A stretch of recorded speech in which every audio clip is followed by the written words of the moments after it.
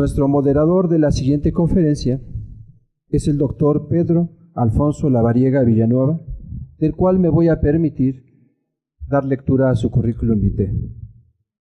Es investigador titular por oposición en el Instituto de Investigaciones Jurídicas de la UNAM, catedrático de la UNAM y de otras universidades públicas y privadas de México, autor de múltiples voces para el Diccionario Jurídico Mexicano, Enciclopedia Jurídica Latinoamericana, y autor de más de 60 artículos sobre diversos temas de derecho, coautor del libro La precedencia a través del constitucionalismo mexicano, ponente en varios foros nacionales e internacionales, y es académico de número de la Academia Mexicana de Protocolo.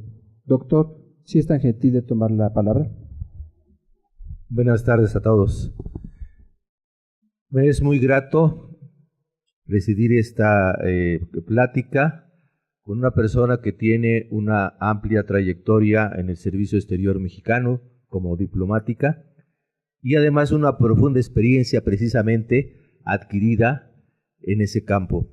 Creo que vamos a escuchar una plática muy interesante que nos va a servir mucho, sobre todo en estos temas actuales que estamos teniendo en nuestro país.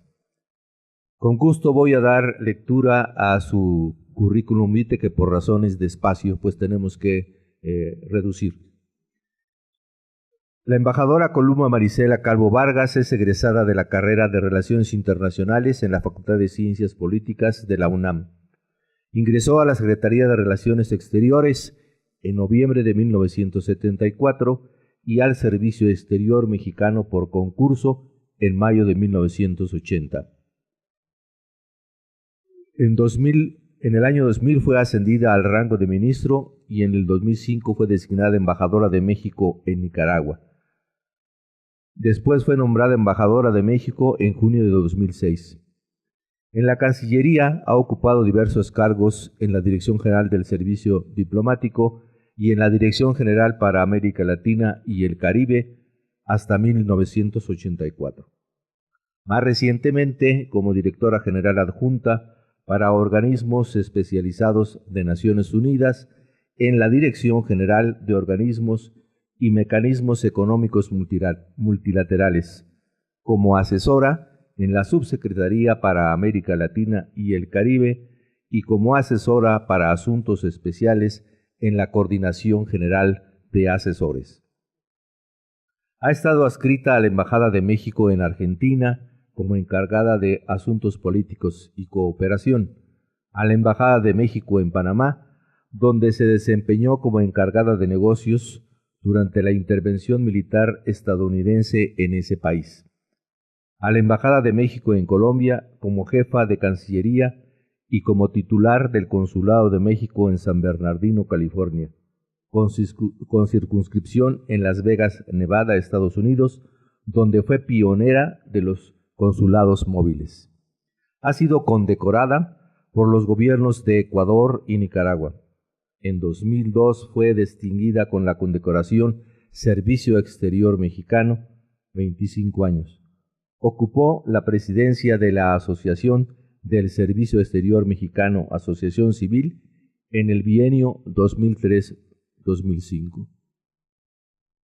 Con mucho gusto le doy la palabra a la embajadora Marisela Calvo Vargas. Yo creo que este es uno de los temas que a ustedes como estudiosos de las relaciones internacionales evidentemente todos los días le ponen pues mucho interés para conocer qué es lo que va a hacer México, qué es lo que está haciendo en México. Las políticas económicas y comerciales anunciadas desde la Casa Blanca pues están generando incertidumbre en todo el mundo. Eso lo aseguró, seguramente ustedes lo leyeron, porque ha sido una de las declaraciones más importantes que hemos tenido en el ámbito internacional, el Premio Nobel de Economía, eso fue 2001, que es Joseph Stiglitz. Y en efecto, basta señalar que el presidente Donald Trump mantiene a la expectativa el futuro de las relaciones de su país con los que integran la OTAN, la Unión Europea, los aliados tradicionales de Estados Unidos, la OTAN y la Unión Europea, con Rusia, con China, con Taiwán, con Israel, con Palestina, con Japón, con la comunidad musulmana y evidentemente con México. Sobre América Latina todavía no se ha pronunciado de manera explícita, aunque ya ha habido algunos contactos por parte del gobierno, precisamente de Trump, con el presidente del Paraguay y con el presidente de la Argentina.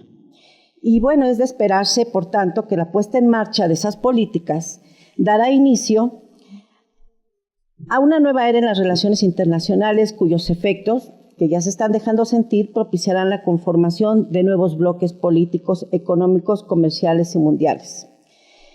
Con Argentina y Paraguay, les comentaba, pues ya ha habido algunos acercamientos a través de llamadas telefónicas, no así una posición de Estados Unidos sobre lo que piensa hacer con América Latina. Para el resto de los países, con excepción de los aliados con Estados Unidos, que sabemos tradicionalmente cuáles han sido en América Latina, es previsible que el nuevo gobierno estadounidense endurezca su posición y en este tenor estarían los países que han conformado la Alianza de Liberación para los Pueblos de América, Bolivariana para América, perdón, el ALBA, que como ustedes seguramente saben fue constituida por el presidente hoy extinto Hugo Chávez. La Alianza Bolivariana pues incluye a varios países de América Latina y en este sentido Cuba, yo pienso, independientemente de Venezuela, pero Cuba va a ser uno de los países más afectados toda vez de ese acercamiento que ya se había establecido durante el gobierno de Obama. Y las repercusiones de mayor alcance pues ya se están presentando en México en esta nueva agenda de Estados Unidos. ¿Cuál es esta, verdad? Nueva agenda de Estados Unidos, pero es una agenda no nueva de Trump, sino que ha estado anunciando prácticamente desde que se postuló a la presidencia de ese país.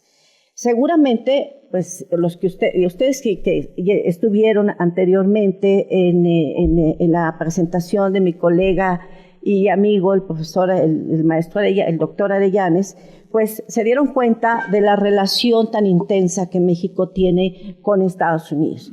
Y en este sentido, yo no me voy a referir, porque ya lo hizo espléndidamente bien mi amigo Paulino, pero estos son, a mi juicio, los tres principales aspectos de la relación con los Estados Unidos que tienen que importar no solo a México, sino al resto de América Latina. En primer lugar, el muro, que es ya vimos que es lo que está haciendo trayendo una mayor repercusión por todo lo que implica, no solamente en materia comercial, sino en cuanto a la migración de México con Estados Unidos. Sin duda también el caso del TLC pues nos viene a complicar muchísimo ante esas medidas proteccionistas que ya mi amigo Paulino, de las cuales habló ampliamente, pero quizá el eventual impuesto de al menos 20% de las importaciones provenientes de México sea lo que más impacta. Yo no me voy a referir a las causas, ya lo hizo mi predecesor en este tema, y más que nada sí veré un poquito las repercusiones de carácter político que esto implique en la relación bilateral con los Estados Unidos. Y luego otros temas que que son importantes en la relación bilateral de México con Estados Unidos y con otros países, es lo que tiene que ver con la seguridad y en este sentido el narcotráfico. Pienso que estos temas particularmente van a ser los más afectados y fíjense que pienso que no tanto en la relación del lado del territorio mexicano, sino más bien del lado norteamericano. Por aquí, por México, ustedes bien lo saben porque salen todos los días en las noticias, pues pasa cualquier cantidad de narcóticos que van directamente hacia los Estados Unidos. Puede ser que en términos de seguridad vaya a ser afectada la llamada Iniciativa Mérida, mediante la cual el gobierno de Estados Unidos proveía de una serie de equipo y ayuda a México, pero que finalmente es para favorecer más que nada, si bien la frontera que corresponde a México, más que nada la frontera de los Estados Unidos con México. En este contexto, bueno, ha habido encuentros entre funcionarios de los dos países que han sido ampliamente difundidos, me refiero a Estados Unidos y México, en los medios, que sugieren la disposición de las partes para establecer un diálogo respetuoso y constructivo. Sin embargo, esta actitud contrasta singularmente con los recurrentes comentarios amenazantes del señor Trump. ¿Qué quiere decir esto? Pues que no se puede diseñar una política hacia ese país en tanto y cuanto este señor, Trump, esta agenda la amplíe y afecte de otra manera a México. No, hoy tiene una posición, ustedes lo han visto, mañana tiene otra posición, justamente sobre lo mismo. El tema de los migrantes, que es uno de los ahorita de los más discutidos, pues ha sufrido varios reveses. Entonces, México está actuando en consecuencia y es una parte crítica a la que México debe atender y sobre la que yo pues, me reservaría para después comentarles muy brevemente sobre lo que a mi juicio no ha hecho México en 20 años. Pues la construcción de dicho muro y la medida contra los mexicanos, que pretende expulsar a más de 6 millones de connacionales, ya dieron inicio, y el gobierno, a través de los 50 consulados que tiene, que se ubican en este país, ya está tomando medidas pues, para paliar esos efectos. Vale considerar que el muro de Trump que quiere poner en la frontera mexicana no es para dividir Estados Unidos de México, sino para dividir Estados Unidos de América, según ha declarado recientemente, con lo que yo estoy de acuerdo, Luis Almagro, secretario general de la OEA. Entonces, ¿es esta la oportunidad de México para diversificar con mayor ímpetu sus relaciones comerciales con el resto del mundo? ¿Es esta la oportunidad para que en esta estrategia México vuelque sus prioridades políticas y comerciales hacia la región de América Latina, a la que también pertenece y encabece los esfuerzos encaminados a una integración?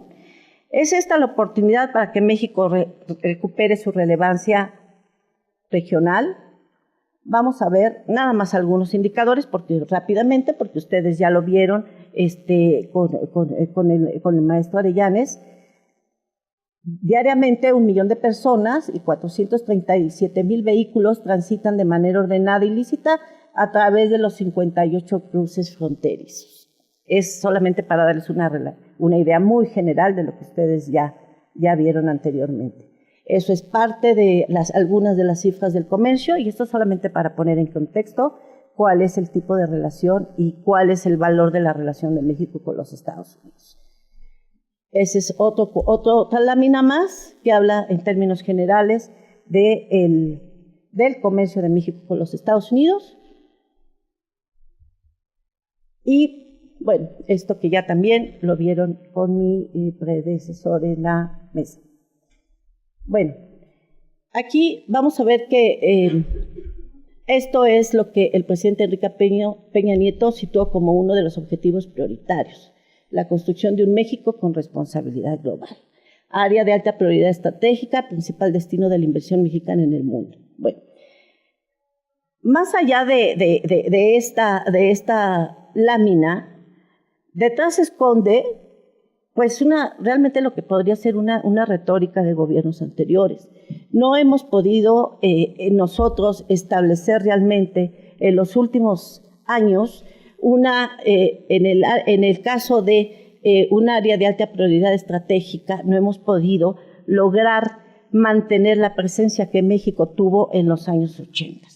Hemos perdido entre los países de América Latina y el Caribe la confianza para poder ver a México como un actor de responsabilidad global. Por diferentes motivos, y bueno, eso sería una plática larguísima, porque si me meto en la discusión de cada uno de los aspectos, créanme que sería bastante largo. A mí me encantaría, pero no tengo el tiempo, no tenemos el tiempo. Quiero acotar que hemos perdido. Nada más dense ustedes cuenta de lo que es el potencial de América Latina y el Caribe, lo que representa y lo que México tendría que estar aprovechando en términos comerciales. Vamos a ver, esto es nuestra presencia de México en América del Sur en términos numéricos.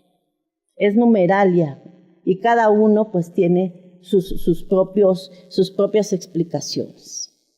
Estos son las líneas al final, en la parte de abajo van a poder ustedes apreciar cuáles son las líneas de acción del gobierno federal para esta administración con América del Sur. Ha fortalecido y relanzado la reconstrucción de relaciones bilaterales, eso es cierto, aunque a mi juicio no ha habido ese ímpetu que necesitamos. Se ha incrementado la interlocución y el mejor entendimiento entre nuestros gobiernos, pues sí, pero no con toda América Latina. Y se ha impulsado el comercio y la inversión, así como los contactos empresariales. Eso es cierto, pero tampoco ha sido como acciones de carácter concluyente y determinante, sobre todo en estos momentos en que nos estamos dando cuenta que la llegada de un presidente como Donald Trump, con esas políticas xenofóbicas y proteccionistas, pues nos está sacudiendo. Creo que México está atento ahorita y está en la necesidad, se le presenta la oportunidad para abrir los ojos y ver nuevamente en términos económicos y comerciales hacia América Latina. Tenemos un mercado, les mostré en la lámina anterior, pues un mercado bastante interesante. Hemos firmado varios acuerdos comerciales con cada uno de ellos y particularmente con estos países, a mi juicio, es que podríamos iniciar una relación, reiniciar y incrementar la relación con estos países. ¿Por qué? Y desde el punto de vista político, no tanto comercial. ¿Por qué? Vamos a ver, con Argentina y rápidamente, porque sí, voy a comenzar primero por nuestro socio natural, que es Guatemala, rápidamente. De estos países, una prioridad lógica y de importancia estratégica en todos los órdenes para México es indudablemente Guatemala, porque es la puerta de entrada para el resto de la región. Compartimos con Guatemala historia, frontera, idioma, etcétera, y un creciente flujo comercial y también problemas de gran complejidad como la migración, la delincuencia organizada y la delincuencia común. Por ende, las relaciones bilaterales han sido intensas y dinámicas y se ha procurado atender todos los campos de esa relación. En este sentido, el más reciente esfuerzo para mejorar el marco institucional tendiente a atender el tema migratorio, que involucra a ambos países en el Plan Regional para la Frontera Sur, fue anunciado el 7 de julio de 2014. En el ámbito comercial hay proyectos conjuntos. Yo no me voy a meter a mencionar, lo traigo en una presentación, seguramente después van ustedes a tener la oportunidad de tenerla completa, pero Guatemala es el primer socio comercial de México en Centroamérica al alcanzar 2.469 millones de dólares en 2015 y el sexto en América Latina. En materia de inversiones, México es uno de los principales con Guatemala. Cerca de 100 empresas mexicanas dedicadas principalmente a la industria y servicios han colocado en las 2 últimas décadas alrededor de 2.700 millones de dólares en inversión acumulada en ese país. Tenemos también, se está analizando la viabilidad de un proyecto de gasoducto regional en materia de yacimientos transfronterizos y se plantea realizar estudios de factibilidad para proyectos ecológicos sostenibles de generación hidroeléctrica en el río Usumacinta. Y en el ámbito turístico también México y Guatemala suscribieron en 2015 un programa específico de actividades que permitirá un positivo intercambio de experiencias y know-how en distintos sectores estratégicos de turismo binacional. Actualmente se registran 18 instrumentos jurídicos suscritos entre ambos países que cubren todas las áreas de interés común. ¿Qué nos da este rápido panorama con Guatemala? Que tenemos en términos bilaterales, en cuanto a la relación bilateral que podemos aprovechar, está el comercial, el turístico y el de seguridad. los acuerdos que tenemos firmados, que son 18 instrumentos jurídicos en materia de seguridad, dan cuenta de la importancia que México tiene y sobre esos es que México puede seguir trabajando. Además, México cuenta con este plan integral para la frontera sur e instancias regionales como el Proyecto Mesoamérica, el Sistema de Integración Centroamericana y el Tratado de Libre Comercio con el Triángulo Norte. No me voy a meter tampoco a hablar del tema centroamericano tan a fondo porque ya en cuanto al proyecto Plan Puebla-Panamá, el doctor Lavariega pues ya habló ampliamente. No quiero ser repetitivo, pero sí quiero destacar que pues este es un esfuerzo dentro de México con los países de Centroamérica sobre el que también puede incidir. Pero sí, con Centroamérica conviene recordar lo que les comentaba hace rato, que México fue fue el protagonista más importante en la década de los 80 en los esfuerzos por la pacificación vía negociaciones políticas en las guerras civiles que afectaron directa o indirectamente a todos los países, desde Panamá hasta Guatemala. Hoy en día los retos son otros y la agenda de México con los países centroamericanos está encaminada al mantenimiento de una estrecha cooperación en asuntos como migración, seguridad, cooperación para el desarrollo, teniendo en cuenta la importancia que tiene una frontera de 1.250 kilómetros. Y un tema también muy importante en la relación con Centroamérica es que hay que considerar la amenaza del presidente Trump de deportar a millones de inmigrantes, y esto obviamente no solo afectará a México, sino a varios de estos países, también no solamente los centroamericanos, sino en menor medida otros países de América Latina. Y esto no únicamente por el impacto que una expulsión masiva tendría en el empleo, sino por la previsible caída de remesas, que ese es un aspecto que también vale la pena considerar. Para Nicaragua, Guatemala, El Salvador y Honduras, las remesas desde Estados Unidos representan entre 9.7 y 17.4% del Producto Interno Bruto, y para Costa Rica, Colombia, Ecuador, Panamá y México, ese porcentaje se ubica entre 1.6 y 2.4%. Hay que recordar que el promedio anual de las remesas que los mexicanos desde Estados Unidos mandan a México asciende alrededor de 27 mil millones de dólares, lo cual no es poca cosa. Entonces, México tiene claro que es necesario aprovechar el TLC con Centroamérica, toda vez que es parte de la estrategia de integración comercial con América Latina, y este tratado tiene como objetivo estimular y diversificar el comercio. Son muchas cifras, no vamos a tener tiempo, yo preferiría después acortar y en el tiempo que tenemos de 15 minutos para preguntas y respuestas, me gustaría más que pudiéramos interactuar.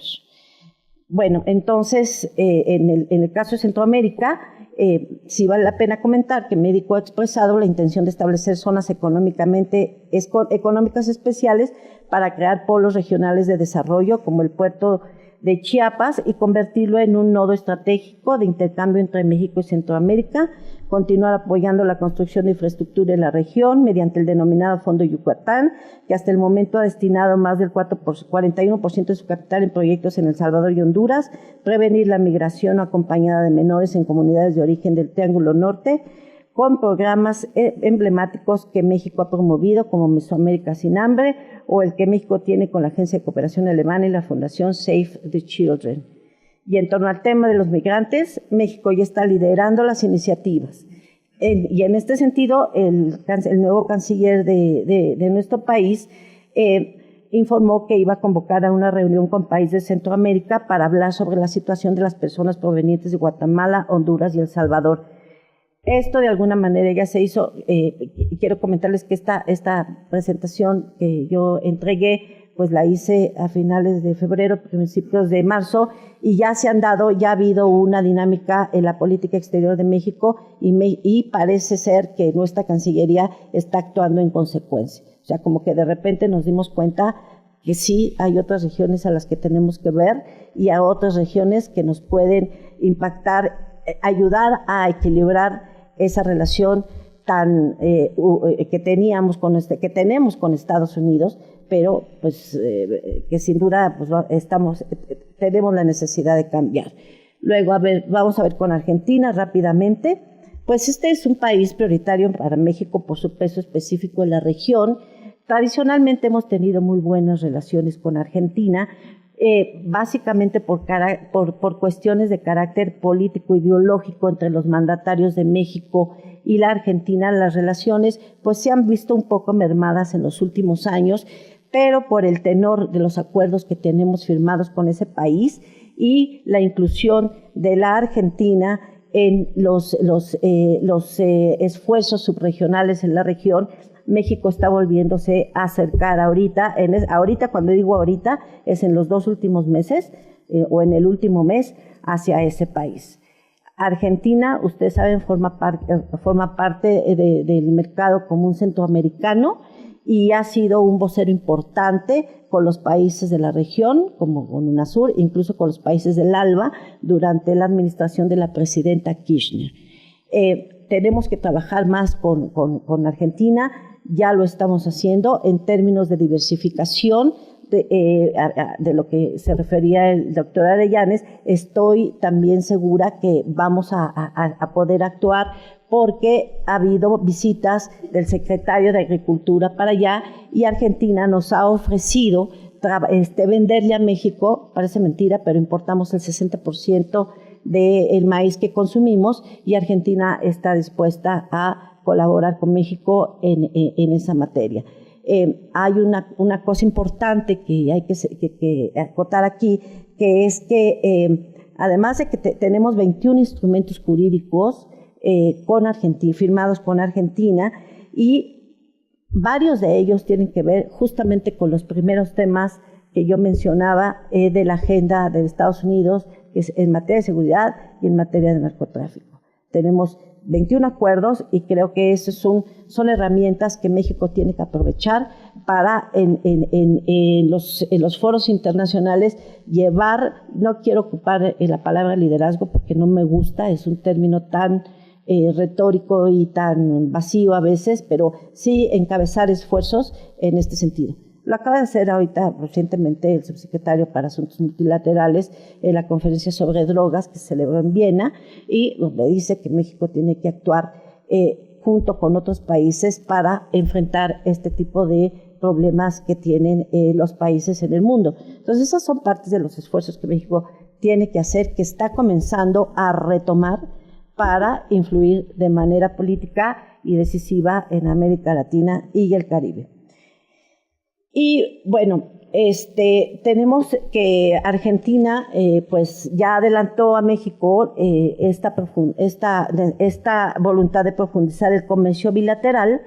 Ya hubo pláticas entre el presidente Peña Nieto con el presidente Macri de la Argentina y ya se ha concluido que de cerrarse el mercado estadounidense, México está abierto al comercio mundial y buscará cooperación con naciones precisamente como Argentina. Esto se lo dijo el presidente Peña Nieto recientemente al presidente de la Argentina. Y bueno, lo que mencionaba, los elementos adicionales que puede aprovechar México para incidir en su presencia en el Cono Sur es que Argentina, al igual que nosotros, es integrante del G20 y tendrá la presidencia en 2018 y es país observador de la Alianza del Pacífico, que como ustedes saben fue promovida por Perú, pero México, a la cual México pertenece. Brasil, rápidamente también con Brasil, pues sabemos que es la economía y el país más grande de América Latina y esto resulta estratégico para México en el Cono Sur. No obstante que en el ámbito político las relaciones se han desarrollado bajo la persistente idea de una rivalidad entre los dos países cuando se habla de liderazgos. En los últimos años, ambos países han realizado un importante trabajo de acercamiento para profundizar la agenda bilateral en temas relacionados con inversión, comercio, seguridad, turismo y cultura que se sustentan en 18 instrumentos jurídicos. Tampoco me voy a referir a ellos, son 18 y todos los pueden consultar cada uno en las páginas de la Cancillería, pero lo importante son los temas en los que México ha puesto más énfasis en su relación con Brasil.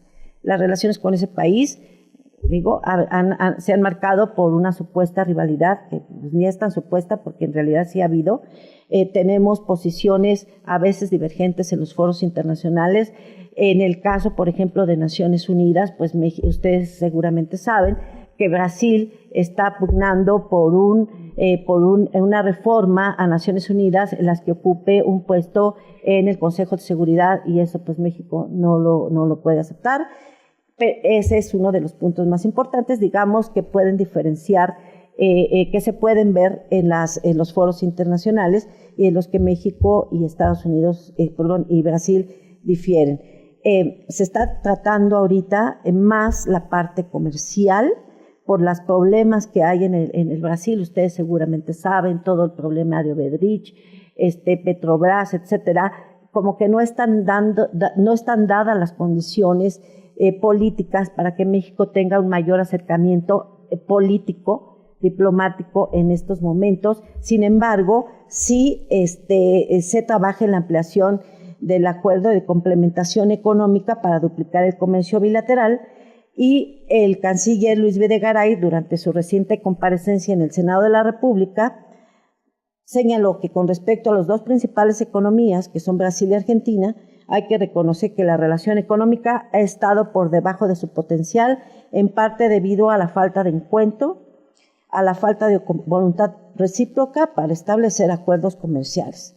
Pero en este sentido ha expresado ya su voluntad por reforzar este ámbito de la relación. Y otro tema a resaltar con Brasil es el de la seguridad, en el que los dos países colaboran con base en instrumentos como el Acuerdo sobre Cooperación para combatir el narcotráfico, la farmacodependencia y otros más. También vale resaltar que recientemente se firmó un memorándum de entendimiento sobre intercambio de experiencias y capacitación entre la SEDENA, la CEMAR y el Ministerio de Defensa de Brasil. Y ese es un foco importante que hay que ver en cuanto a la relación de carácter estratégico y de seguridad con ese país. Y esto son solamente dos aspectos que sin duda ofrecen la oportunidad a México para reforzar sus relaciones con Brasil y establecer alianzas más sólidas con los países del continente. Colombia. Bueno, con Colombia también la relación ha sido muy intensa, pero en los años 80 y en los 90, cuando México participó muy activamente, no solamente en los procesos de subintegración regional, como el Tratado de Libre Comercio entre tres países, Colombia, Venezuela y México, sino en esfuerzos políticos bilaterales con Colombia en los procesos de paz que este país ha venido persiguiendo desde hace muchos años y que seguramente también ustedes lo saben, finalmente está llegando o prácticamente ha llegado a su fin con los acuerdos celebrados en La Habana. Y allá hay un punto que yo quiero resaltar, pero a pesar de que México conformó un grupo de amigos que se llamó así, Grupo de Amigos de México por la Paz en Colombia en 2015, pues realmente la relación política no ha estado en su mejor momento. No hubo presencia mexicana, por ejemplo, en la relación, en las negociaciones que se celebraron en La Habana. No hubo presencia mexicana cuando México siempre había estado presente y cuando a través de este Grupo de Amigos de México por la Paz teníamos todavía, que se firmó en 2015, teníamos todavía la oportunidad de haber podido coadyuvar a los esfuerzos del gobierno colombiano por lograr la paz en Colombia. Esto es parte de lo que México tendría que abocarse más. O sea, queremos tener presencia, hay que tener presencia, pero hay que tener presencia que genere confianza. Si la confianza no existe en las relaciones bilaterales, aun cuando haya haya una estrategia en materia comercial y de inversión, no se va a poder dar su óptima de manera óptima si no hay una relación primero de confianza desde el punto de vista político y diplomático. Y eso me parece que es un poco en lo que México debería de estar trabajando ya para poder potenciar su relación con Colombia. en el plano comercial, Colombia se consolida actualmente como un socio estratégico para México. Es el 16º socio comercial de México a nivel mundial, de acuerdo con las cifras de 2015. Y tenemos pues muchísimos acuerdos firmados, son alrededor de 20 acuerdos en materia, no es difícil imaginar, en materia de combate al narcotráfico, lucha acuerdo de cooperación en materia de asistencia jurídica, etcétera, etcétera, etcétera. Una buena parte de los acuerdos bilaterales que México tiene con Colombia tienen que ver con la seguridad, el narcotráfico y la delincuencia organizada. Entonces, ese es otro punto sobre el que también México puede tomar la batuta, ¿no? Para, con base en esos acuerdos bilaterales, llevar una presencia a foros regionales como la OEA, por ejemplo, o como la propia Naciones Unidas, ¿no? Entonces, esas afinidades políticas, solamente en este aspecto, pues son elementos esenciales que permitirán construyendo alianzas en la región ante la difícil situación en la que la administración Trump está colocando al continente. Un ejemplo de ese tipo de alianzas que puede alcanzarse es la Alianza del Pacífico, conformada hace 4 años, comentaba yo hace rato, por Colombia y México, junto con Chile y Perú, que ha logrado impulsar el comercio entre estos países, ha eliminado las visas y concertado el establecimiento de embajadas compartidas en África. Chile, rápidamente. Desde el establecimiento de las relaciones diplomáticas se han profundizado los vínculos políticos, económicos y comerciales, culturales, académicos y científicos con Chile. Existe una relación sólida y amistosa que se ha patentizado a través de numerosos acuerdos al más alto nivel y la suscripción de un acuerdo de asociación estratégica y un tratado de libre comercio vigente desde agosto de 1999, que fue el primero en América Latina. En 2015, Chile fue el 20º socio comercial de México a nivel mundial. Y, por supuesto, las coincidencias políticas han derivado en la concreción de instrumentos sobre otros asuntos de interés mutuo, particularmente en materia de seguridad y delincuencia organizada, materias en las cuales tenemos también firmados varios acuerdos. Y en la actual coyuntura que amenaza a México y al resto de la región, cabe acotar que los acuerdos comerciales señalados y la pertenencia de México y Chile a la Alianza del Pacífico incrementará las oportunidades de diversificación para nuestro país. En tanto, las coincidencias sobre los temas de seguridad pueden adelantar esfuerzos de México para propiciar consensos en los organismos y foros regionales e internacionales. Creo que, nuevamente, que este es otro vínculo que puede potenciar México. Hay que recordar que durante la época de las dictaduras, México recibió a miles de ciudadanos chilenos que estaban huyendo de la dictadura de Pinochet y rompió relaciones con ese país. En aquellos momentos, en aquellos años, México tenía una presencia muy importante y abanderaba cuestiones tan trascendentales y que hoy en día, pues ya por la misma dinámica mundial, pues no que hayan perdido vigencia, sino que han aminorado, que es la cuestión del asilo. Entonces, los vínculos que tiene México con Chile, independientemente de estos temas de carácter, digamos, de las letras, de los textos, de los acuerdos, en las materias a las que me referí, comercial, etcétera, está la base de una sólida amistad y una entrañable relación entre los pueblos. Los chilenos le deben muchísimo a México y creo que esa es parte de lo que México tendría también que aprovechar para volver a tener una presencia política en aquel país. ¡Qué horror!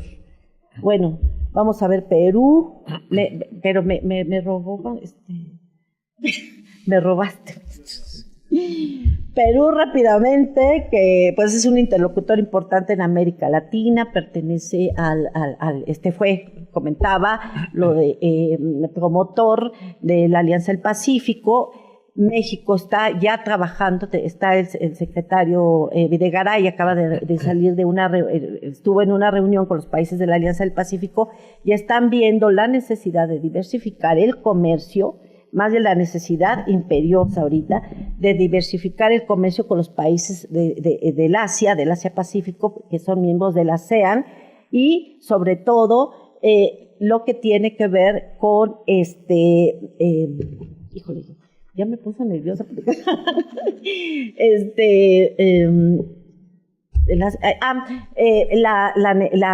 sobre todo a raíz de que ya no se firmó el famoso TPP, que ya también habló mi amigo que me precedió.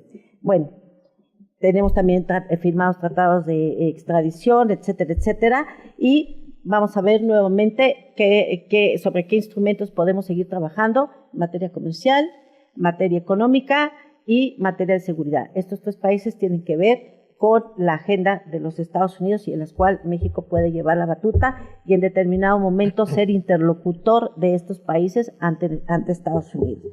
Y Cuba, híjole, no, es que no puedo, es que en 5 minutos ya me quedan 4. Bueno, con Cuba tenemos una relación en estos momentos un poco aletargada. Yo no puedo decir que ha sido yo creo que lo de Trump ha descontrolado, como decía yo al principio, a todo el mundo, ¿no? Pero a mí en lo personal, a mí me preocupa que no estemos haciendo más con Cuba. Si bien durante el gobierno pasado hubo un acercamiento físico, no así hubo un acercamiento político. Había diferencias de carácter político, ideológico, que marcaron un distanciamiento. ¿Y qué hizo que se marcara cuál fue el resultado de este distanciamiento, promovido o no promovido?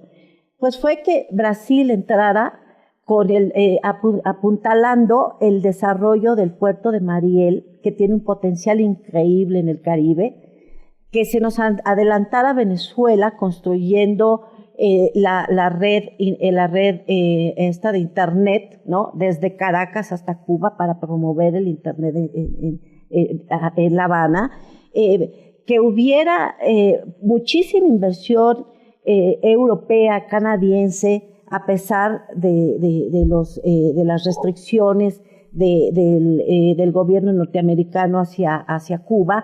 En fin, a raíz de este cambio que se dio en Cuba, ¿no? con esta apertura a nivel interno, también se dieron se vio la oportunidad para que los países comenzaran a trabajar más. Entonces, como que nos ganaron, como que siempre nos están ganando, ¿no? Y ahorita, bueno, hay un gran potencial en la isla para que México pueda invertir, y sobre todo considerando que Cuba pues ha sido la vocera prácticamente desde que murió el presidente Chávez de los países que conforman el ALBA. Entonces, los países que conforman el ALBA a nivel internacional, en los foros internacionales, tienen una presencia impresionante. O sea, si se manejan en conjunto, pueden incidir para tumbar una elección, pueden incidir para que haya una candidatura que pueda favorecer a México. Porque los países del ALBA no son solamente los que están, sino son los aliados naturales, por muchísimas razones, con los países africanos. O sea, hay que ver que Cuba prestó mucho apoyo político y militar a las independencias de varios países africanos y tienen una relación muy intensa. Entonces, hay que explotar en el buen sentido ese potencial que tiene Cuba y esta necesidad que hay de lograr que México vuelva a mirar, independientemente de las diferencias de carácter político, ideológico, desde un punto de vista más pragmático a la luz de lo que se nos está presentando con los Estados Unidos. Bueno, con Cuba, pues es un tema larguísimo. Bueno, ya no hablé ni del proyecto Mesoamérica, etcétera. Fue culpa de mi amigo. Pero les quiero mostrar, estos son los esfuerzos subregionales en los que México necesita participar de manera más activa. El proyecto Mesoamérica, si bien ya depuró su cartera de proyectos, seguro, eso ya lo dijo el doctor Lavariega, seguramente México está como letargado, estamos como que necesita haber un impulso fuerte para mover perdone la redundancia, ese esfuerzo de integración subregional, que si se cumple con los proyectos que tiene ahora, que me parece que quedaron en 18, pues puede realmente lograr una integración al menos subregional, y en eso México también tiene que ver, porque México fue promotor.